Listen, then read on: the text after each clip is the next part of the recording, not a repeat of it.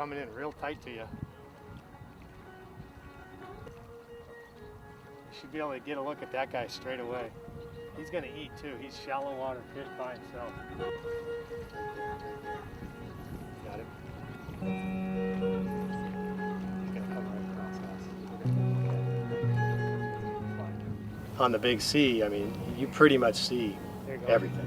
You see that fish eat, you see the white mouth flare, you see the tail speed up or the fish turn in the water and change color. It's all right there for you to see.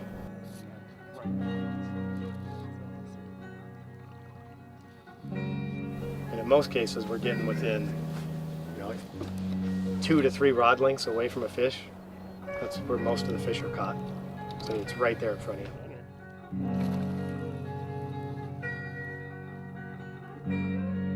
I mean, I fished the Columbia all the way from basically St. Helens, Oregon, out past the Tri-Cities, and I've probably walked most of both sides of the river over the last 10, 15 years. And there's literally carp everywhere we've looked. Now, we've gone to spots and we've said we probably won't come back, but we always see fish. They're just always there. And there's just hundreds of miles of river. You know, the only tricky part is figuring out how to access it, because once you get in the water, you can walk for 2, 3, 4, 5 miles, and you're going to see fish for sure. I mean, not very many people.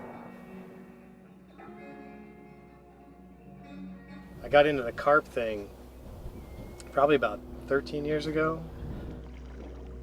It took me probably till like August that first year. You know, I literally spent 2 months on the river and in the sloughs trying to catch them. And all the stuff that I read about in Colorado and all these other places just doesn't apply to the Columbia fish.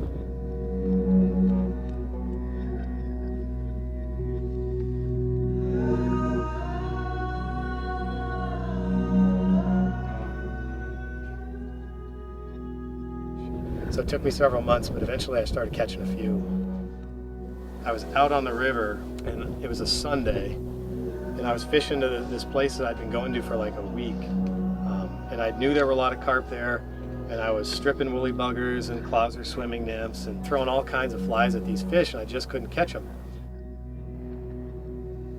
And I remember there was a carp that was tailing, and I had a little tiny black nymph on of some sort, and I threw it at the carp, and rather than strip it, I just let it sink, and I just let it sit there, and the carp got real excited, and I set the hook, and that's the first time I caught one on the river.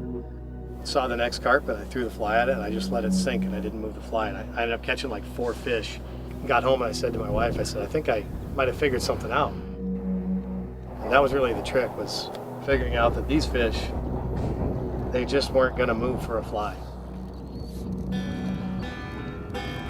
Little guy.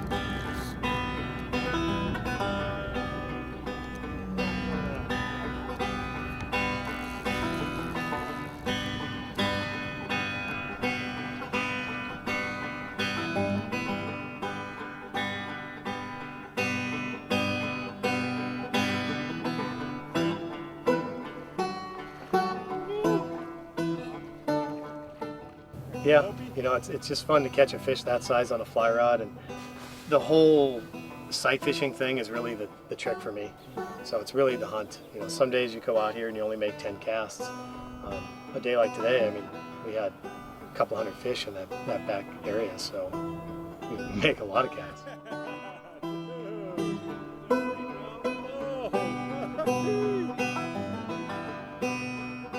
Yeah, I mean, the funny thing about it is it's really more like a series of giant lakes.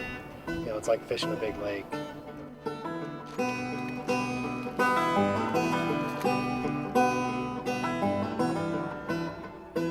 I come for the carp, but I see all kinds of cool stuff.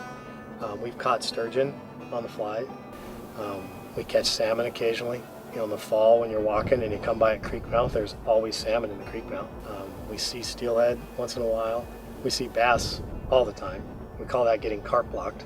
And invariably it's when you're casting out a really big 20-pounder and a little 10-inch bass charges your fly. I mean, it happens all the time. I mean, I like the challenge.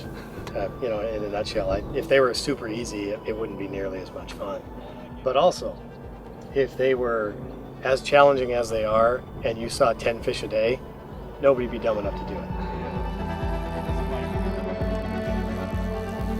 see a couple hundred catchable fish and you catch, 10. That's kind of the way it works.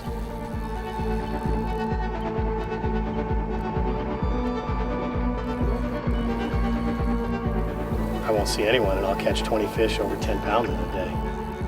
Yeah, I'm not taking them home to eat them, but pretty fun on a fly rod.